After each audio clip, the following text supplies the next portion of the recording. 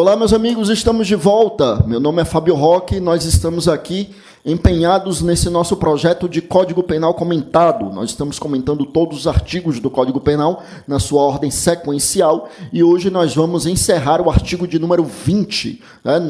O penúltimo vídeo a gente trouxe o artigo 20, o artigo 20 caput, que trata do erro de tipo. No último a gente trouxe o artigo 20, parágrafo 1º, que trata das discriminantes putativas. E hoje a gente vai falar do artigo 20, parágrafo 2º, que trata da questão do erro determinado por terceiro, e do artigo 20, parágrafo 3º, que trata do erro sobre a pessoa. Então vamos comigo aí para a tela, olha só. Artigo 20, parágrafo 2º diz assim: responde pelo crime o terceiro que determina o erro. Isso é interessante. Aqui, meus amigos, nós estamos diante daquilo que a gente vai chamar, lá em concurso de pessoas, de autoria mediata. Mediata e não imediata. Autoria mediata ou autoria indireta.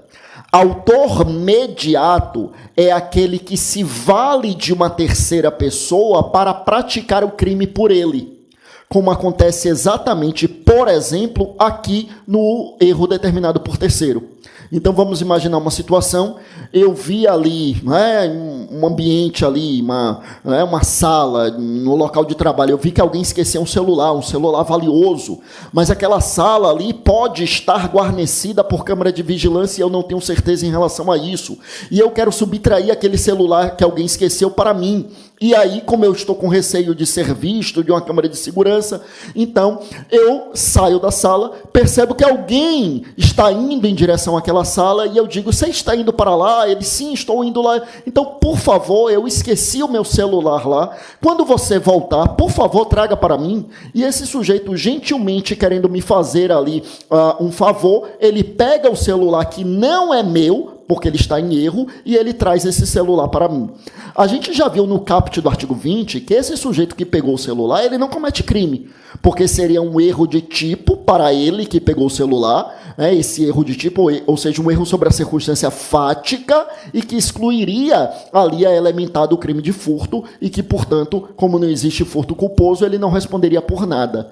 Mas eu que utilizei aquele terceiro inocente como instrumento para o meu crime, levando-o a erro, eu responderia pelo crime de furto. É isso que diz o parágrafo 2º aqui, meus amigos. Responde pelo crime o terceiro que determina o erro.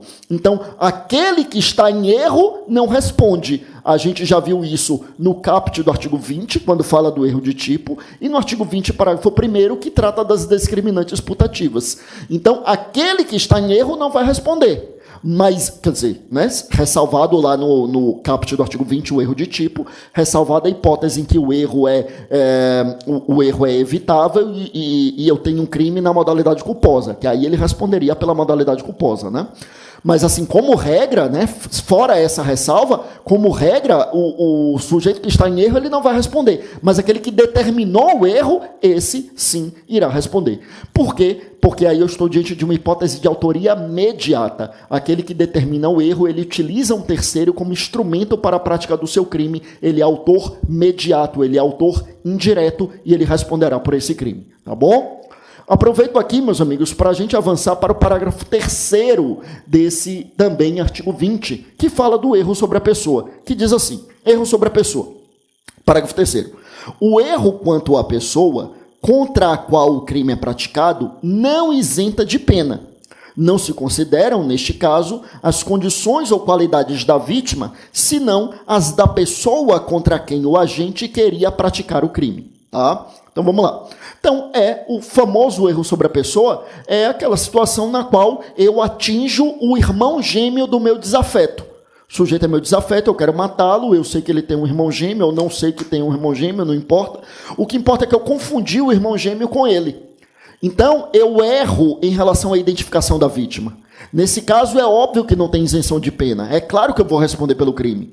A particularidade aqui do parágrafo 3º é que eu responderei como se eu tivesse atingido a vítima que eu efetivamente queria atingir, desconsiderando, portanto, ali eventuais características pessoais daquela vítima.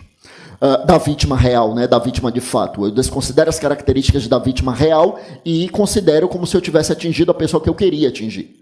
Então, vamos citar esse exemplo aqui. Então, vamos imaginar que há ele quer atingir B, e aí ele se confunde e acaba por atingir C, que é o irmão gêmeo de B. Só que no meu exemplo, olha só, B é o tio de A, que é irmão gêmeo de C, que é o pai de A. Tá?